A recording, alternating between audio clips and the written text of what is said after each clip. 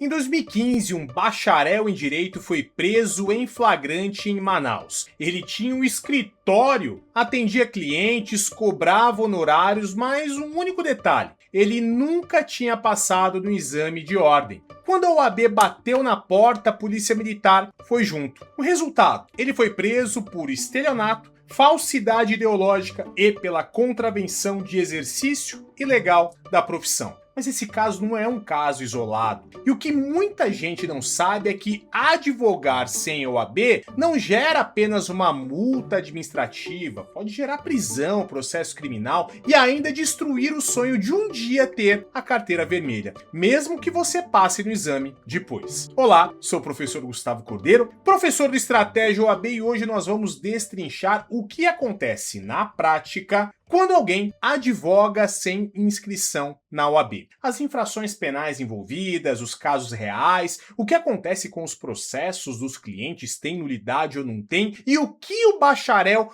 pode fazer sem correr nenhum risco. Então fica comigo porque a gente vai explicar tudo a partir de agora. E vamos começar pela parte mais grave. Quais são as implicações penais para quem advoga sem a OAB? Mas antes de falar dos crimes, eu preciso te mostrar de onde vem essa proibição. O artigo 3º do Estatuto da OAB é muito claro. O exercício da advocacia e o uso do título advogado são privativos de quem tem a inscrição ativa na OAB. E o Estatuto da Ordem, no seu artigo 1º, deixa claro quais são as atividades privativas de advogado: postular em juízo, atuar nos juizados especiais e prestar consultoria, assessoria e direção jurídicas. Tudo isso é exclusivo de quem está inscrito. E aqui vem o ponto que muita gente não percebe. Um bacharel que presta consultoria jurídica cobrando honorários, mesmo nunca tendo entrado num fórum, já está exercendo uma atividade privativa de advogado de uma forma irregular. E um bacharel que se apresenta como doutor fulano advogado numa negociação extrajudicial, por exemplo, já está violando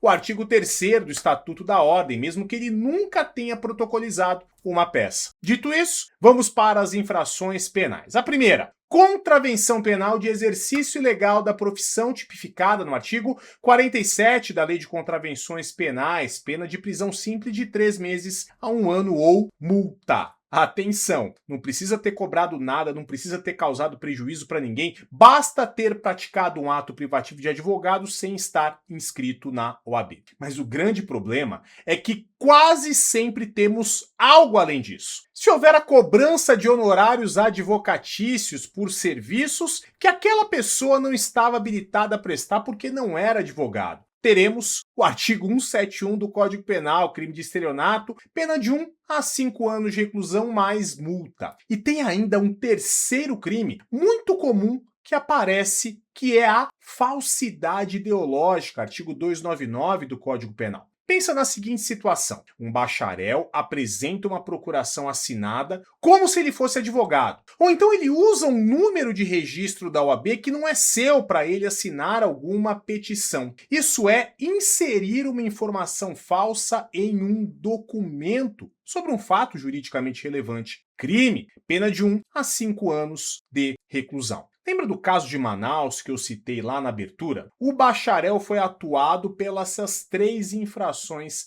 penais. E quando você acumula a contravenção penal, o estelionato e a falsidade ideológica, as chances de você conseguir a carteira da OAB num futuro ficam seriamente comprometidas, mesmo que você passe no exame depois. Vamos falar então de casos reais. Em 2019, o Tribunal Regional do Trabalho do Mato Grosso condenou um bacharel a pagar mais de R$100 mil.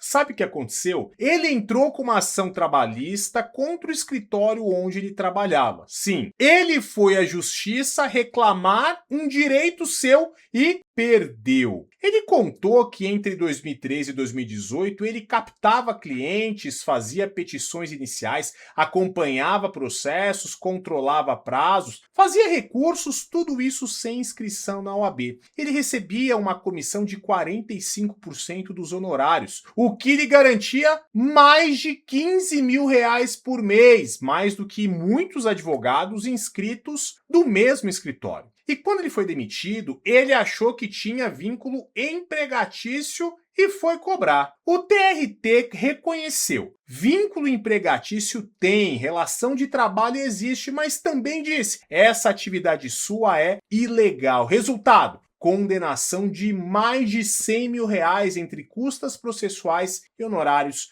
de sucumbência. Ele não apenas não recebeu o que ele queria, como ele saiu devendo desse processo. E ainda ficou com um processo nas costas que compromete qualquer tentativa futura de regularizar a sua situação lá na OAB. Vale lembrar o que diz o artigo 34, inciso 1 do Estatuto da Ordem. Não é só quem advoga sem OAB que se complica. O advogado inscrito que facilita o exercício por um não inscrito também comete uma infração disciplinar grave. O escritório que colocou esse bacharel para assinar petições, para atender clientes, expôs o próprio advogado responsável a um processo disciplinar com risco de suspensão ou exclusão dos quadros da OAB. Já falamos das implicações criminais, também das implicações disciplinares e chegou o momento de falarmos sobre as consequências processuais. O que acontece com o processo de um cliente quando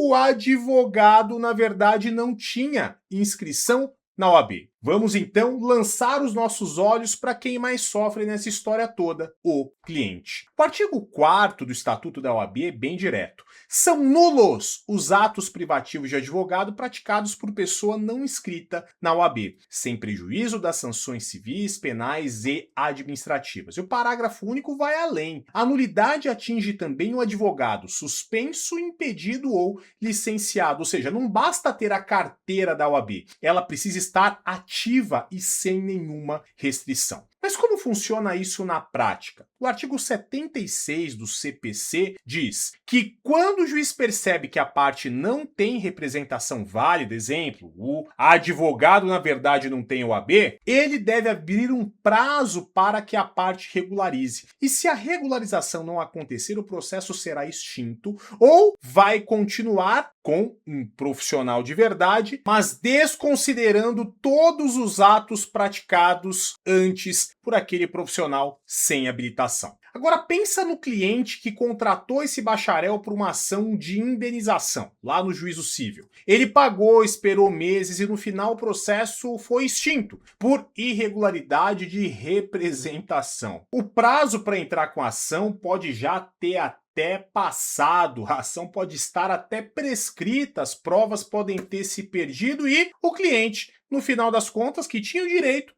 ficou sem nada e ainda pagou por isso. Esse cliente tem direito a uma ação de indenização contra quem atuou ilegalmente? Evidentemente tem, mas isso não desfaz o prejuízo já causado e, com toda certeza, esse profissional terá responsabilidade civil. Mas aqui eu preciso fazer uma pausa importante. Esse vídeo, na verdade, não é para te assustar, ele é para orientar. Tá bom, Gustavo, já entendi. Eu sou bacharel, ainda não estou aprovado na OAB e não posso advogar porque isso pode me trazer consequências criminais, administrativas e cíveis. Mas o que é que eu, como bacharel em direito, posso fazer de forma completamente legal enquanto eu não passo no exame da OAB e não tenho a inscrição na ordem? É importante você conhecer essas opções, tanto para não ficar parado, como também para não cruzar a fronteira sem perceber. O bacharel em direito pode trabalhar, por exemplo, como assistente jurídico em escritórios de advocacia, fazendo minutas, pesquisas, organizando processos, dando suporte técnico, mas ele não pode nem assinar peças e nem representar clientes, porque aí temos o artigo 1º do Estatuto da OAB. É um território exclusivo para quem é advogado. Segundo, pode atuar como correspondente jurídico, protocolizar petições, obter certidões, retirar alvarás, acompanhar determinados processos, tarefas totalmente operacionais que não exigem a habilitação na OAB. Terceiro, o bacharel também pode atuar como conciliador ou como mediador, uma função reconhecida pelo próprio CPC e que também não exige inscrição na OAB. E, em quarto lugar, ele também pode seguir uma carreira acadêmica, fazer uma pós-graduação, um mestrado e lecionar em faculdades de direito com as titulações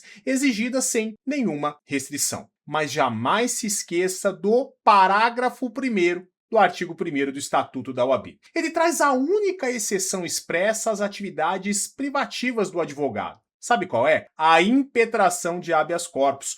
Qualquer pessoa pode impetrar um HC em qualquer instância sem precisar de advogado. É a única abertura que a lei faz, ela é bem específica. O problema, na verdade, mora quando o bacharel começa a prestar consultoria jurídica, assinar documentos como se fosse advogado, representar clientes em audiência ou cobrar honorários por patrocínio de causas que ele não pode propor. Aí ele entrou no artigo 1º sem autorização. E as consequências criminais, administrativas, disciplinares e cíveis se aplicam integralmente. Bom, para quem não passou no exame da OAB, existem muitas opções legais válidas que podem sustentar você enquanto você se prepara para o exame da ordem. Então não vale a pena queimar a sua ficha por um atalho que pode te custar a sua carteira para sempre, mesmo depois de passar. E para quem está estudando agora, tudo que nós vimos aqui, as infrações penais, as nulidades do artigo 4º, a responsabilidade disciplinar do artigo 34, está dentro do universo do que a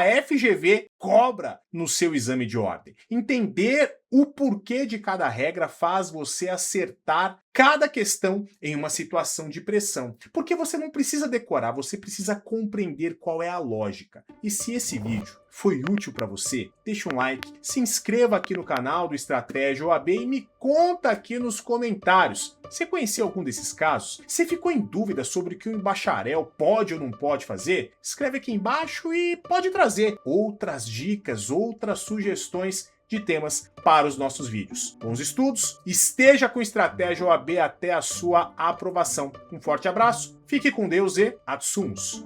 Tchau, tchau.